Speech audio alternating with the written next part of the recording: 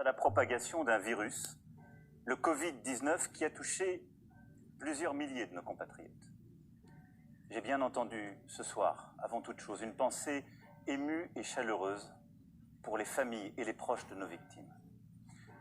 Cette épidémie, qui affecte tous les continents et frappe tous les pays européens, est la plus grave crise sanitaire qu'ait connue la France depuis un siècle. Dans l'immense majorité des cas, le Covid-19 est sans danger. Mais le virus peut avoir des conséquences très graves, en particulier pour celles et ceux de nos compatriotes qui sont âgés ou affectés par des maladies chroniques comme le diabète, l'obésité ou le cancer. Durant plusieurs semaines, nous avons préparé, agi. Les personnels des hôpitaux, médecins, infirmiers, ambulanciers, les agents des SAMU de nos hôpitaux, les médecins de ville, l'ensemble des personnels du service public de la santé en France sont engagés avec dévouement et efficacité. Si nous avons pu retarder la propagation du virus et limiter les cas sévères, c'est grâce à eux. Parce que tous ont répondu présent. Tous ont accepté de prendre du temps sur leur vie personnelle, familiale, pour notre santé. C'est pourquoi, en votre nom, je tiens avant toute chose à exprimer ce soir la reconnaissance de la nation à ces héros en blouse blanche, ces milliers de femmes et d'hommes admirables qui n'ont d'autre boussole que le soin, d'autres préoccupations que l'humain, notre bien-être, notre vie tout simplement. Je veux aussi ce soir saluer le sang-froid dont vous avez fait preuve.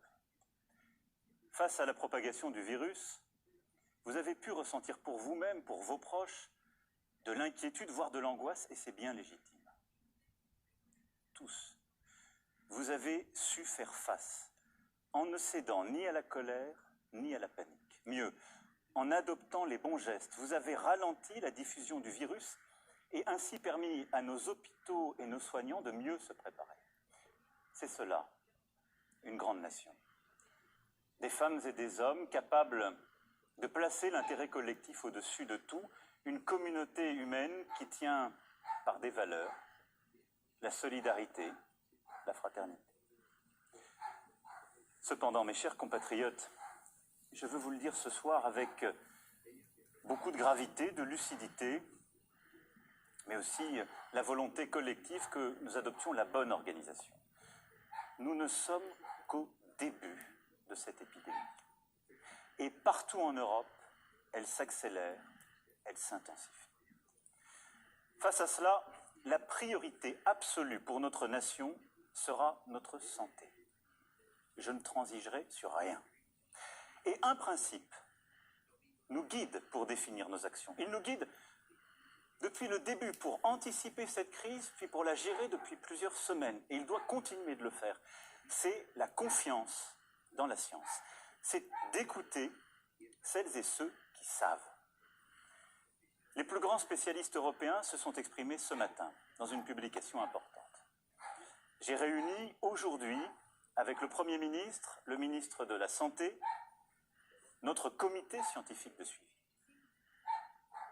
Nous avons en France les meilleurs virologues, les meilleurs épidémiologistes, des spécialistes de grand renom, des cliniciens aussi, des gens qui sont sur le terrain et que nous avons écoutés comme nous faisons depuis le premier jour. Tous nous ont dit que malgré nos efforts pour le freiner, le virus continue de se propager et est en train de s'accélérer. Nous le savions, nous le redoutions. Ce qui risque de se passer, c'est que la maladie touchera d'abord les personnes les plus vulnérables. Beaucoup d'entre eux auront besoin de soins adaptés à l'hôpital, souvent d'assistance respiratoire. C'est pourquoi, et j'y reviendrai dans un instant, nous prenons des mesures très fortes pour augmenter massivement nos capacités d'accueil à l'hôpital. Car l'enjeu est de continuer à aussi soigner les autres maladies. C'est aussi de se préparer à une possible deuxième vague qui touchera un peu plus tard, en nombre beaucoup plus réduit, des personnes plus jeunes, a priori moins exposées à la maladie, mais qu'il faudra soigner également. Dans ce contexte, l'urgence est de protéger nos compatriotes les plus vulnérables. Et l'urgence est de freiner l'épidémie afin de protéger nos hôpitaux, nos services d'urgence et de réanimation, nos soignants qui vont avoir à traiter, comme je viens de vous l'expliquer, de plus en plus de patients atteints. Ce sont là nos priorités. C'est pour cela qu'il nous faut continuer de gagner du temps et suivre celles et ceux qui sont les plus fragiles. Protéger les plus vulnérables d'abord. C'est la priorité absolue. C'est pourquoi je demande ce soir à toutes les personnes âgées de plus de 70 ans, à celles et ceux qui souffrent de maladies chroniques ou de troubles respiratoires, aux personnes en situation de handicap, de rester autant que possible à leur domicile. Elles pourront bien sûr sortir de chez elles pour faire leurs courses, pour s'aérer, mais elles doivent limiter leur contact au maximum. Dans ce contexte, j'ai interrogé les scientifiques sur nos élections municipales, dont le premier tour se tiendra dans quelques jours. Ils considèrent que rien ne s'oppose à ce que les Français, même les plus vulnérables, se rendent aux urnes. J'ai aussi demandé au Premier ministre, il l'a fait encore ce matin, de consulter largement toutes les familles politiques. Et elles ont exprimé la même volonté. Mais il conviendra de veiller au respect strict des gestes barrières contre le virus et des recommandations sanitaires. Je fais confiance aux maires et au civisme de chacun d'entre vous. Je sais aussi que les mairies et les services de l'État ont bien organisé les choses. Des consignes renforcées seront données dès demain afin que nos aînés n'attendent pas longtemps, que des files ne se constituent pas, que les distances soient aussi tenues et que ces fameuses mesures barrières soient bien respectées. Mais il est important, dans ce moment, en suivant l'avis des scientifiques comme nous venons de le faire, d'assurer la continuité de notre vie démocratique et de nos institutions. Voilà, la priorité des priorités aujourd'hui est donc de protéger les plus faibles, celles et ceux que cette épidémie touche d'abord. La deuxième, c'est de freiner l'épidémie. Pourquoi ? Le ministre de la Santé, le directeur général de la Santé vous l'ont expliqué à plusieurs reprises, pour éviter l'accumulation de patients qui seront en détresse respiratoire dans nos services d'urgence et de réanimation.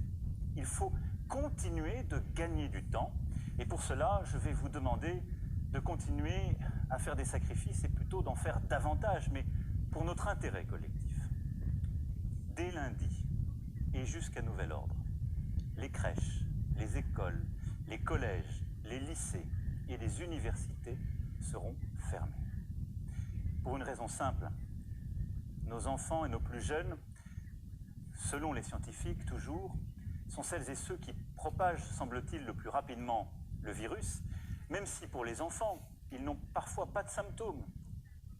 Et heureusement, ne semblent pas aujourd'hui souffrir de forme aiguë de la maladie. C'est à la fois pour les protéger et pour réduire la dissémination du virus à travers notre territoire. Le service de garde sera mis en place. Région par région, nous trouverons les bonnes organisations pour que, en effet, les personnels qui sont indispensables à la gestion de la crise sanitaire puissent faire garder leurs enfants et continuer d'aller au travail pour vous protéger et vous soigner. Et donc cette organisation sera travaillée par le gouvernement dans les prochains jours avec l'ensemble des élus et tous les responsables sur nos territoires. Quand cela est possible, je demande aux entreprises de permettre à leurs employés de travailler à distance. Les ministres l'ont déjà annoncé, nous avons beaucoup développé le télétravail, il faut continuer cela, l'intensifier au maximum. Les transports publics seront maintenus, car les arrêtés, ce serait tout bloqué, y compris la possibilité de soigner. Mais là aussi, c'est à votre responsabilité que j'en appelle. Et j'invite tous les Français à limiter leurs déplacements au strict nécessaire. Le gouvernement annoncera par ailleurs des mesures pour limiter au maximum les rassemblements. Dans le même temps, notre système de santé, notamment dans les services de réanimation, doit se préparer à accueillir de plus en plus de cas graves de Covid-19 et continuer à soigner les autres malades. Des places doivent se libérer dans les hôpitaux. Pour cela, toutes les capacités hospitalières nationales, ainsi que le maximum de médecins et de soignants seront mobilisés. Nous allons aussi mobiliser les étudiants, les jeunes retraités. Des mesures exceptionnelles seront prises en ce sens. Beaucoup d'ailleurs ont commencé, je veux les en remercier. J'ai vu il y a quelques jours au SAMU de Paris une mobilisation magnifique, émouvante, exemplaire, où des étudiants à quelques mois de leur concours étaient là pour répondre aux appels, aider, et où des médecins à peine retraités étaient revenus pour prêter main forte. C'est cela que nous allons collectivement généraliser en prenant les bonnes mesures.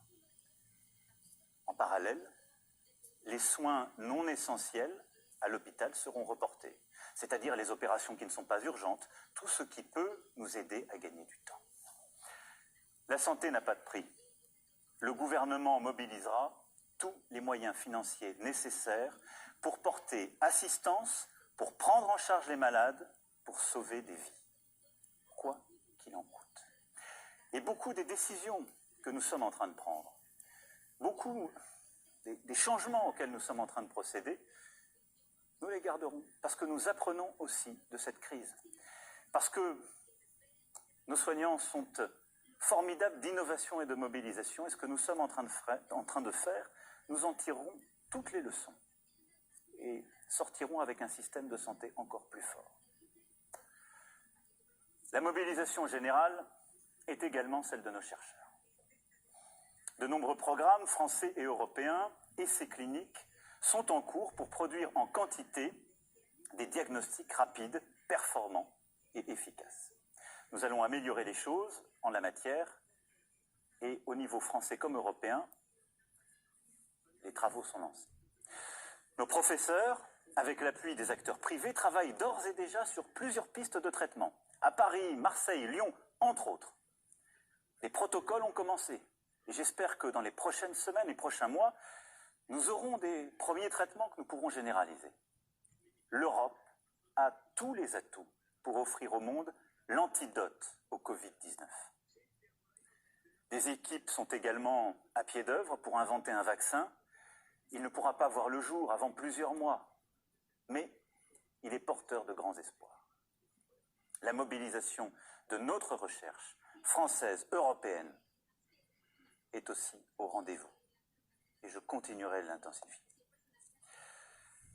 Cette épreuve exige aussi une mobilisation sociale envers les plus démunis, les plus fragiles. La trêve hivernale sera reportée de 2 mois. Et je demande au gouvernement des mesures exceptionnelles dans ce contexte pour les plus fragiles. Enfin, l'épreuve que nous traversons exige une mobilisation générale sur le plan économique. Déjà, des restaurateurs, des commerçants, des artisans, des hôteliers, des professionnels du tourisme, de la culture, de l'événementiel, du transport souffrent, je le sais. Les entrepreneurs s'inquiètent pour leur carnet de commandes. Et tous, vous vous interrogez pour votre emploi, pour votre pouvoir d'achat. Je le sais, c'est légitime. Et avec les décisions que je viens d'annoncer ce soir, cette inquiétude économique va évidemment s'accroître. Nous n'ajouterons pas aux difficultés sanitaires la peur de la faillite pour les entrepreneurs, l'angoisse du chômage et des fins de mois difficiles pour les salariés. Aussi, tout sera mis en œuvre pour protéger nos salariés et pour protéger nos entreprises, quoi qu'il en coûte, là aussi. Dès les jours à venir, un mécanisme exceptionnel et massif de chômage partiel sera mis en œuvre. Des premières annonces ont été faites par les ministres. Nous irons beaucoup plus loin. L'État prendra en charge l'indemnisation des salariés contraints à rester chez eux. Je veux en la matière que nous inspirions de ce que les Allemands ont su par exemple mettre en œuvre avec un système plus généreux, plus simple que le nôtre. Je veux que nous puissions préserver les emplois et les compétences, c'est-à-dire faire en sorte que les salariés puissent rester dans l'entreprise, même s'ils sont obligés de rester à la maison, et que nous les payons. Je veux que nous puissions protéger aussi nos indépendants. Et donc nous prendrons toutes les mesures nécessaires pour donner cette garantie sur le plan économique. Toutes les entreprises qui le souhaitent pourront reporter sans justification, sans formalité, sans pénalité, le paiement des cotisations et impôts dus en mars. Nous travaillerons ensuite sur les mesures nécessaires ou d'annulation ou de rééchelonnement. Mais je nous connais collectivement. Il prend toujours trop de temps à faire cela. Je veux, pour nos forces économiques, des mesures simples. Les échéances qui sont dues dans les prochains jours et les prochaines semaines seront suspendues pour toutes celles et ceux qui en ont besoin. Nous défendrons nos entreprises de toute taille. Nous défendrons l'ensemble des travailleurs et des travailleuses. En parallèle, j'ai demandé au gouvernement de préparer d'ores et déjà un plan de relance national et européen cohérent avec nos priorités et nos engagements pour l'avenir. Nous devons aussi porter une réponse européenne. La Banque centrale a déjà aujourd'hui fait part de ses premières décisions. Seront-elles suffisantes? Je ne le crois pas. Il lui appartiendra d'en prendre de nouvelles. Mais je vais être là aussi très clair avec vous ce soir. Nous, Européens, ne laisserons pas une crise financière et économique se propager. Nous réagirons fort et nous réagirons vite. L'ensemble des gouvernements européens doit prendre les décisions de soutien de l'activité, puis de relance, quoi qu'il en coûte. La France le fera, et c'est cette ligne que je porterai au niveau européen en votre nom. C'est déjà ce que j'ai fait lors du Conseil exceptionnel qui s'est tenu hier. Je ne sais ce que les marchés financiers donneront dans les prochains jours, et je serai tout aussi clair. L'Europe réagira de manière organisée, massive, pour protéger son économie. Je souhaite aussi que nous puissions nous organiser sur le plan international, et j'en appelle à la responsabilité des puissances du G7 et du G20. Dès demain, j'échangerai avec le président Trump pour lui proposer une initiative exceptionnelle entre les membres du G7, puisque c'est lui qui a la présidence. Ça n'est pas la division qui permettra de répondre à ce qui est aujourd'hui une crise mondiale, mais bien notre capacité à voir juste et tôt, ensemble, et à agir ensemble. Mes chers compatriotes, toutes ces mesures sont nécessaires pour notre sécurité à tous. Et je vous demande de faire bloc autour d'elles. On ne vient pas, en effet, à bout d'une crise d'une telle ampleur sans faire bloc. On ne vient pas à bout d'une crise d'une telle ampleur sans une grande discipline individuelle et collective, sans une unité. J'entends aujourd'hui dans notre pays des voix qui vont en tous sens. Certains nous disent « vous n'allez pas assez loin et voudraient tout fermer » et s'inquiètent de tout de manière parfois disproportionnée. Et d'autres considèrent que ce risque n'est pas pour eux. J'ai essayé de vous donner ce soir ce qui doit être la ligne de notre nation tout entière. Nous devons aujourd'hui éviter deux écueils, mes chers compatriotes. D'une part, le repli nationaliste. Ce virus, il n'a pas de passeport. Il nous faut unir nos forces, coordonner nos réponses, coopérer. La France est à pied d'œuvre. La coordination européenne est essentielle et j'y veillerai. Nous aurons sans doute des mesures à prendre, mais il faut les prendre pour réduire les échanges entre les zones qui sont touchées et celles qui ne le sont pas. Ce ne sont pas forcément les frontières nationales. Il ne faut céder là à aucune facilité, aucune panique. Nous aurons sans doute des mesures de contrôle, des fermetures de frontières à prendre. Mais il faudra les prendre quand elles seront pertinentes et il faudra les prendre en européen à l'échelle européenne. Car c'est à cette échelle-là que nous avons construit nos libertés et nos protections. L'autre écueil, ce serait le repli individualiste. Jamais de telles épreuves ne se surmontent en solitaire. c'est au contraire en solidaire, en disant nous plutôt qu'en pensant je, que nous relèverons cet immense défi. C'est pourquoi je veux vous dire ce soir que je compte sur vous, pour les jours, les semaines, les mois à venir. Je compte sur vous parce que le gouvernement ne peut pas tout seul et parce que nous sommes une nation. Chacun a son rôle à jouer. Je compte sur vous pour respecter les consignes qui sont et seront données par les autorités et en particulier ces fameux gestes barrières contre le virus. Elles sont aujourd'hui encore trop peu appliquées. Cela veut dire se laver les mains suffisamment longtemps avec du savon ou avec des gels hydroalcooliques. Cela veut dire saluer sans embrasser ou serrer la main pour ne pas se transmettre le virus. Cela veut dire se tenir à distance d'1 mètre. Ces gestes, ils peuvent vous apparaître anodins. Ils sauvent des vies. Des vies.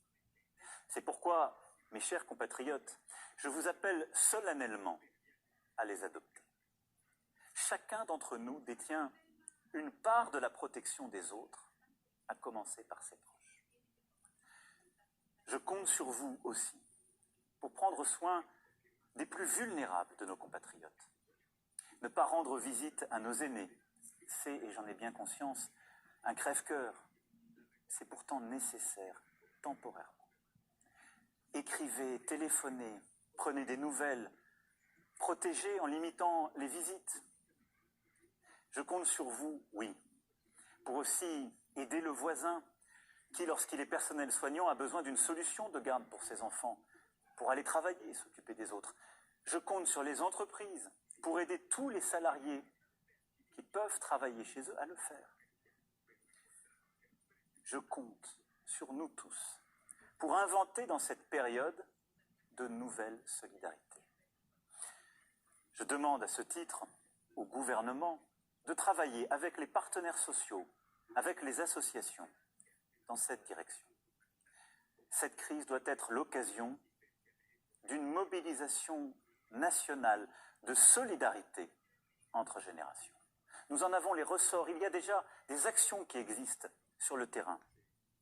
Nous pouvons faire encore plus fort, tous ensemble. Je compte évidemment aussi sur tous nos soignants. Je sais tout ce qu'ils ont déjà fait, je sais ce qu'il leur reste à faire.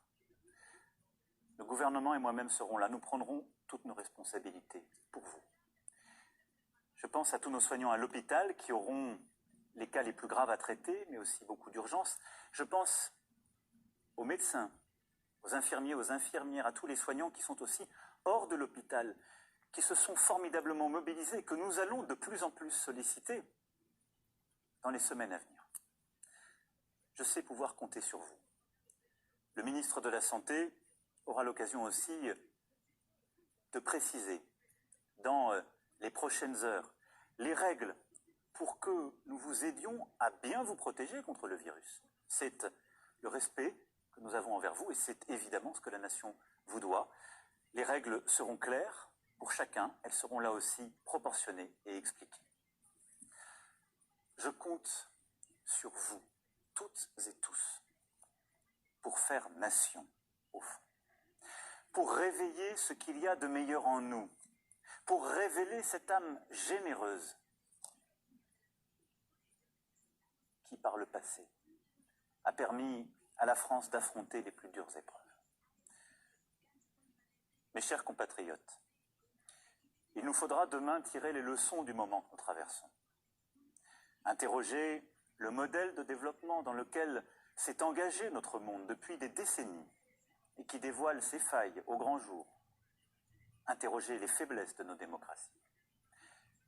Ce que révèle d'ores et déjà cette pandémie, c'est que la santé gratuite, sans condition de revenus, de parcours ou de profession, notre État-providence, ne sont pas des coûts ou des charges, mais des biens précieux, des atouts indispensables quand le destin frappe. Ce que révèle cette pandémie, c'est qu'il est des biens et des services qui doivent être placés en dehors des lois du marché.